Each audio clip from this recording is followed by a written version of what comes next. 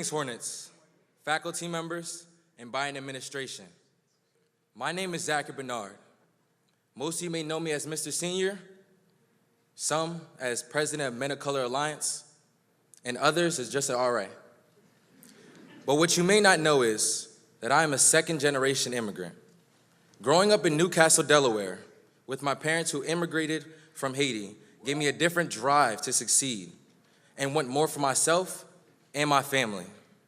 Knowing that every step I take forward is literally making history in my bloodline has pushed me to take advantage of every opportunity at Delaware State University. Coming to Delaware State University in 2019, I didn't have the funds to live on campus. And because I had to take out loans just to pay for my tuition and my transportation.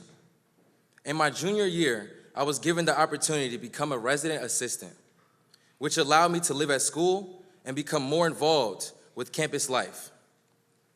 But President Biden's student debt relief has given me the liberty to graduate debt-free.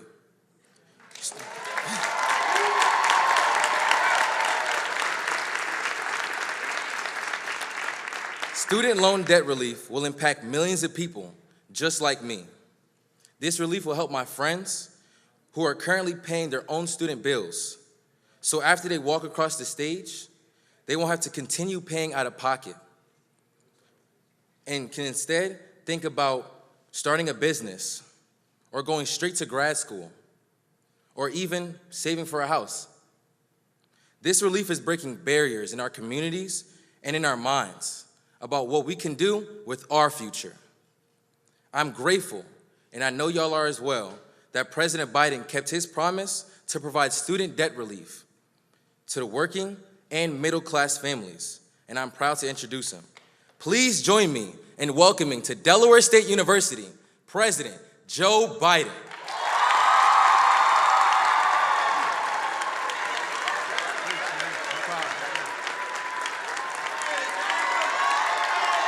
Hey, everybody.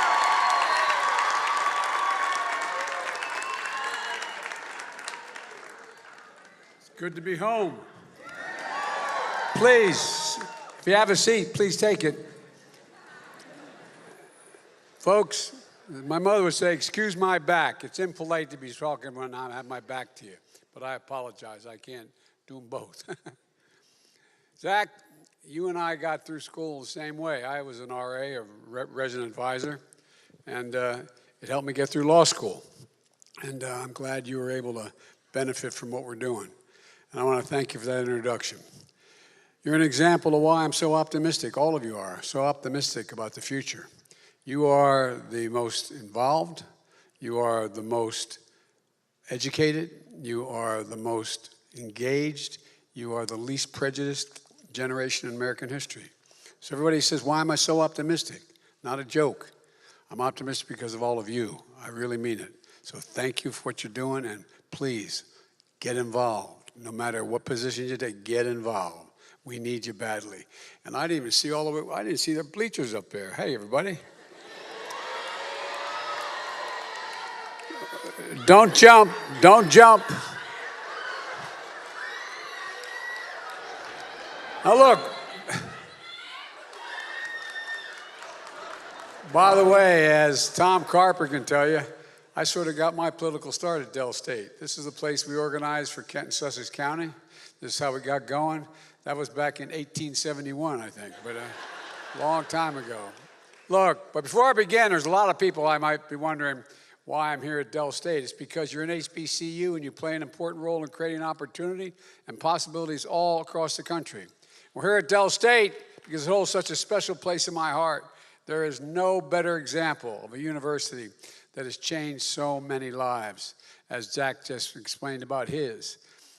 Like I've said many times, Delaware State brung me to the dance, as they say up in Claymont, and I can't tell you how much I appreciate it. I understand you got a big game tomorrow. Howard University. Well, I'll tell you what, man. In case you haven't noticed, my VP is a Howard graduate. And she is a very vociferous Howard graduate. I'm always bragging, as Tony, as your president can tell you, I'm always bragging about Del State. And we got a little thing going. And besides that, we have a lot more folks. You know, the Divine Nine kind of runs my operation. Oh, y'all think I'm kidding. You think I'm kidding. I'm not kidding. But I tell you what, to guarantee your win, I tried to figure out how we could do this. How to get Mike Przicki to play for you. Mike Przicki scored more receptions, I think, than any receiver in Delaware, University of Delaware history. And hell of a good mayor, but he was even a better ball player. But folks, look, what you got to do, I want you to win, but take a little easy, okay? Because I got to go back to Washington. And, you know, my vice president, extraordinary partner. I didn't go to Del State, but my heart's with you, man, so don't let me down. Win one for Coach Bo. Win one for Coach Bo.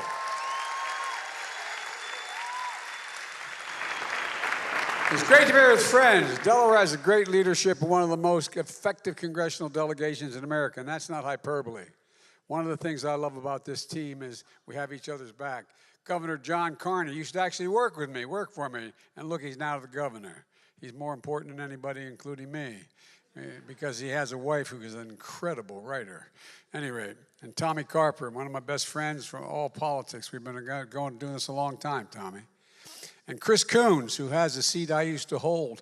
Only difference is that he not only has a law degree, he has a divinity degree. The boy can preach. But he can't preach as well as the next woman, Lisa Blunt Rochester.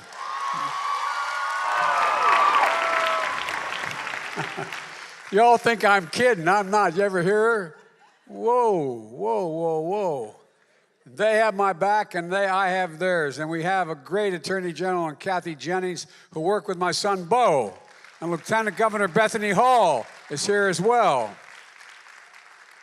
And the mayor, Robin Christensen, thanks for welcoming us to Dover, Mr. Mayor. And as I said, you know, Przicki knows a lot about being mayor, but he's even a better receiver. Mr. Mayor, thank you for what you're doing for the city of Wilmington. You're making a big difference, pal. You really are making a big difference. You know, we've got another mayor here today. She's no longer the mayor. She happens to be the head of the director of the Office of Public Engagement, Keisha Lance Bottoms, the mayor of Atlanta. Madam Mayor, where are you? There she is.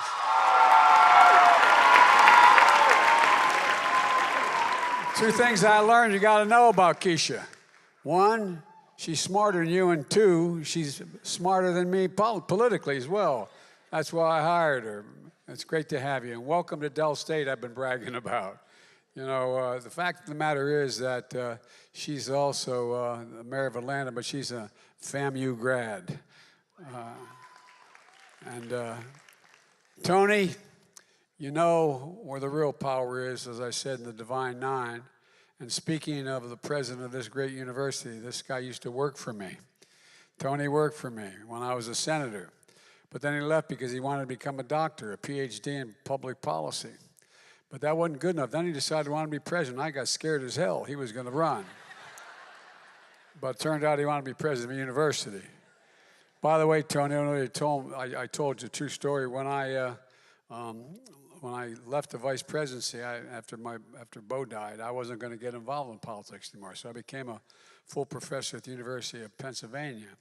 But before that occurred, 3 universities came to me and said they wanted to interview me to consider my being a president of the university. My wife, who's a professor at a community college, she has 2 masters and a PhD, but she's smarter than me. She looked at me, she said, "If you do that, I'm leaving you." She said, "It's one of the toughest jobs in America, especially if you start arguing about parking spaces and office windows." But Tony, thanks, buddy. You're a good friend, and I can't say enough good things about you. And a year ago, I signed an executive order establishing a presidential initiative to strengthen HBCUs all across America. And I appointed Tony to lead that initiative because he's the best. Tony, Keisha, Kamala, and I understand the critical role HBCUs provide for all folks in this country, particularly in building a middle class, basically a ticket to the middle class. HBCUs are great value for all Americans. That's why during the pandemic, my administration did something that's never been done before. We invested $5.8 billion in HBCUs. Some suggested we couldn't get it done, but we got it done. And that money already is out the door being used very well. Tony and his team use a lot of that money combined with the money from the university raised to help students at Del State with their debt, reducing the debt burden for 225 graduating seniors. That's 225 Delaware State University graduates who can start getting on with their lives without the burden of student debt holding them back. And that's what I want to talk about today. 8 weeks ago, I announced that my administration is going to provide $10,000 in debt relief to everyone, and then this who has that much debt, or up to that much debt, and $20,000 if you received a Pell Grant and your income was under $125,000. It's a plan for people who took out federal student loans before July of this year. And a few days ago, I launched an online application process where you can apply for that debt relief. So folks, one of the things I wanted to make sure is we didn't end up where we're in a position that Barack and I are in terms of the affordable. It was made a little bit more difficult, but we made sure we tested it. We tested it for a weekend to see how it worked, John. And guess what? It worked. Almost 9 million people signed on. Folks, if you have student debt, you got a time limit. Now, if you have student debt, you can go to studentaid.gov. Studentaid.gov. Fill out, it's very easy. Fill out your name, your social security number, your date of birth, and contact information. No forms to upload. No special login to remember. Available in English and Spanish, desktop, and mobile. And folks, it takes less than 5 minutes. If you need additional information, we'll follow up with you. This is a game changer.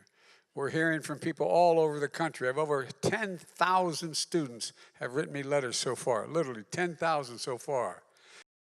It's easy to apply as signing up while hanging out with your friends or at home and watching a movie.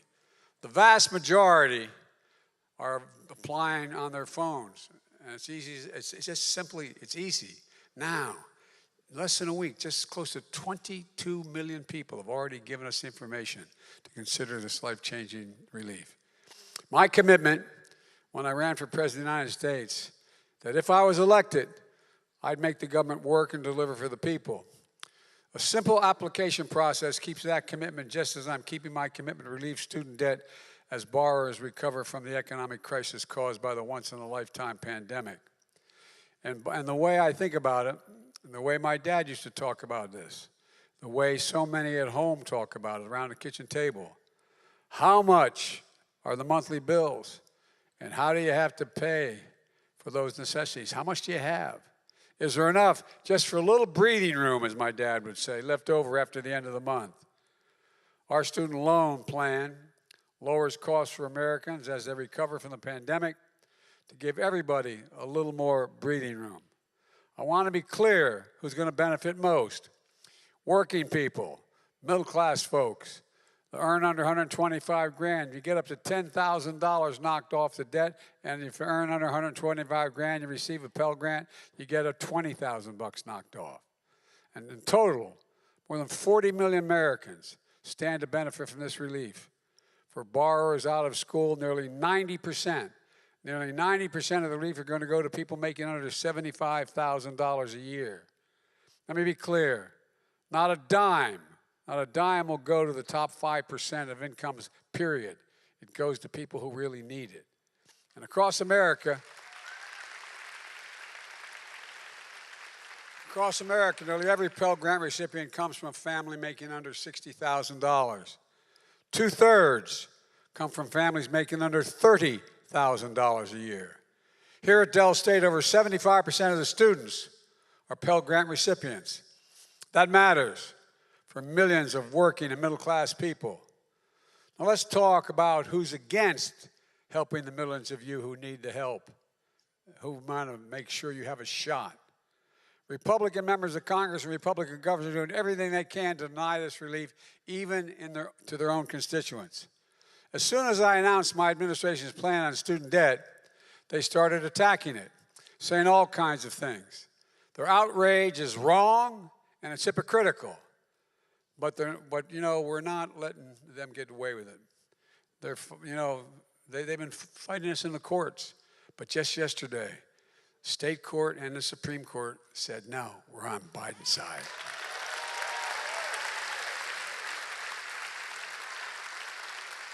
I will never apologize for helping working and middle-class Americans as they recover from the pandemic, especially not to the same Republicans officials who voted for a $2 trillion tax cut that mainly benefited the wealthy Americans and the biggest corporations that wasn't paid for and racked up our deficit. I don't want to hear it from MAGA Republicans, officials who had hundreds of thousands of dollars of debts, even millions of dollars in pandemic relief loans forgiven, who now are attacking me for helping working class and middle class Americans. My team at the White House posted a video of this, folks, online. You should check it out. Marjorie Taylor Greene, she and her husband got $180,000 in business loans forgiven from the PPP program. She said it's completely unfair for us to forgive student loans for working and middle-class Americans. Representative Vern Buchanan of Florida said our plan was reckless. Guess how much he got in that program forgiven? $2,300,000. This is not a joke. Can't make this stuff up. Republican governors wrote me a letter saying this relief only helps the elite few. Y'all know you're the elite few? I knew you were really special, but I know you're the elite few. I'm serious.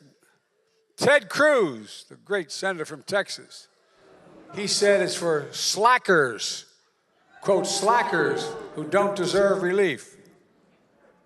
Who in the hell do they think they are? I mean it. But despite what Republican officials say, we can afford student relief. That's because the first 2 years of my administration, that's because of the historic deficit reduction, the very deficit reduction the Republicans voted against. This morning, my administration announced that this year the deficit fell. The federal deficit fell by $1.4 trillion just this year. The largest one-year drop in all of American history, $1.4 trillion. And it follows last year's historic drop in the deficit of $350 billion. And we're going to reduce the deficit by another $250 billion over the next decade. And the reason for that is because Medicare is going to be able to negotiate drug prices and lower the cost. We pay the highest drug prices of any nation in the world for the same drug. You can buy the same exact drug in a drugstore here in Dover or Wilmington, and if you go over to Paris, France, or anywhere in Europe, it can be as much as 40% to 60% less. Same exact drug. So folks, I don't want to hear any weeping and gnashing of teeth from pharma, the big companies. Folks, in just 20 months since I've been in office, we've cut the deficit in half. And that's not all. In relieving student debt, we're also resuming student loan repayments that you're going to have to start to pay because we had this long period where no one had to pay because of the pandemic. So come January, folks whose debt isn't fully canceled are going to have to start paying the student loans off. That means billions of dollars a year are going to start coming back into the Treasury as well. My administration's plan is economically responsible and an economically responsible course to ensure a smooth transition to repayment and prevent unnecessary defaults. And it's also focused on going after fraudsters who call borrowers to pretend they're the government and want to help you with your loans. If you get a call, hang up. Not a joke. Let's be clear. Pay no attention to them because you never have to pay for help with your federal student loans. Don't listen to anyone who calls. I told you just go online. It's 4 questions. And if you get any questions, please report to the following website. reportfraud.ftc.gov. Report fraud. My message to the fraudsters looking to cheat the American people is, don't do it, man, because we're going to hold you accountable. We're going to come for you. My administration is also taking additional steps to make education a ticket to the middle class that folks can actually afford. For example, we're fixing what used to be called the Public Service Loan Forgiveness Program. This program forgives student loans to encourage those students to go into public service, public school teachers, local police officers, workers at local charities, members of the military and the National Guard. So if you serve in one of these jobs and you make your loan payments for 10 years, even if it's not consecutive years, the remainder of your balance will be completely forgiven. The remainder completely forgiven. The changes we've made expire, though, on October 31. So folks, move quickly. So my message to all public servants out there with student debt is apply today. pslf.gov, pslf.gov to get that loan forgiven. And let me close with this message to the young people of this nation. I've always believed your generation, as I said, represented the best educated, most talented, least prejudiced generation in our history. And that today we face an inflection point. One of those moments that only come every several generations, where there is so much change happening technologically, politically, socially, environmentally, that the decisions we make now are going to determine the future of our nation and the future of your generation for the next 30 years. More change is going to occur in the next 10 years than the last 40 years that we've been around. Not a joke. And guess what? I know that you feel like it's an added burden on top of all you've already been through. I'm not saying you have to shoulder the burden on your own. The task at hand and the task ahead is the work of all of us. What I'm saying is you represent the best of us. A generation and your generation will not be ignored. You'll not be shunned. You'll not be silenced. Just look at what happens when you speak out. 2 years ago, perhaps many of you voted in your first election or volunteered in your first election. You understood the choice and the stakes. And because you exercised your right to vote, you elected me president and Kamala vice president, the highest ranking woman ever to be elected in American history. And since then,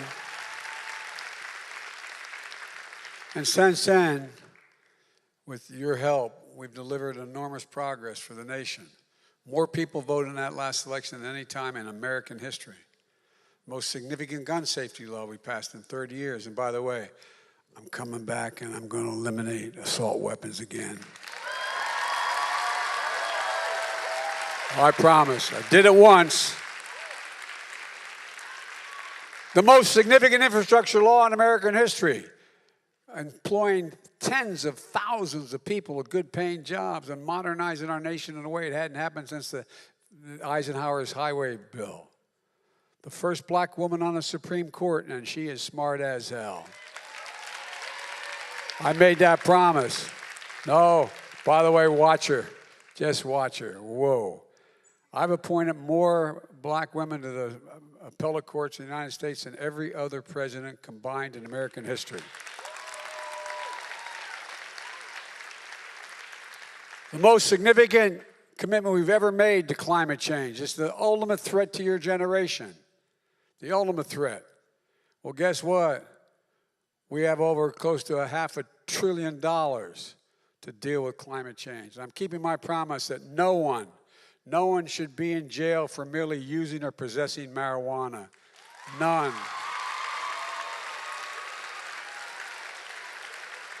And the records which hold up people from being able to get jobs and like should be totally expunged. Totally expunged. You can't sell it, but if it's just use, you're completely free. And we know there's more work to be done on voting rights, on restoring a woman's right to choose. And today,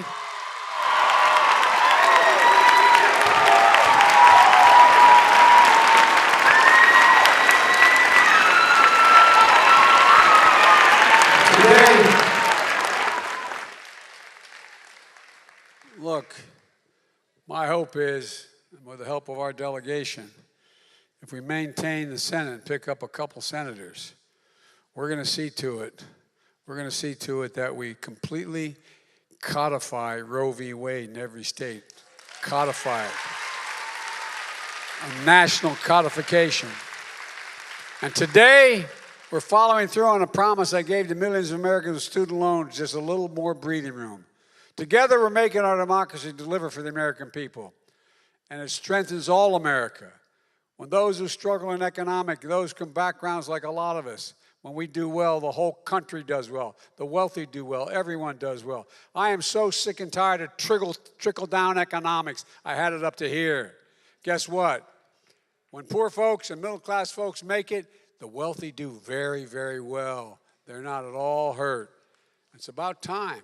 I really mean it.